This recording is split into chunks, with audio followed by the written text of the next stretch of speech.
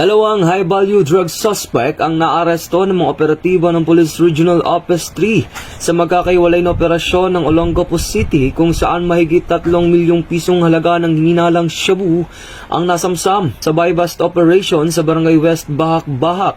Nadagip ang suspect na kinilala bilang Bash kung saan na-recover ang humigit kumulang 400 gramo ng shabu na nagkakahalaga ng mahigit 2.7 milyon pesos. Samantala sa Barangay Santa Rita, naaresto din ang suspect na si Kevin matapos makumpiska ang 78 gramo ng hininalang shabu na tinatayang nagkakahalaga ng 530,000 pesos. Inahanda na ang mga kaso laban sa mga suspect habang sumasailalim sa forensic examination ang mga nasamsam na ebidensya. Ito ang bagong PNP para sa bagong Pilipinas. Serbisyong mabilis, tapat at nararamdaman.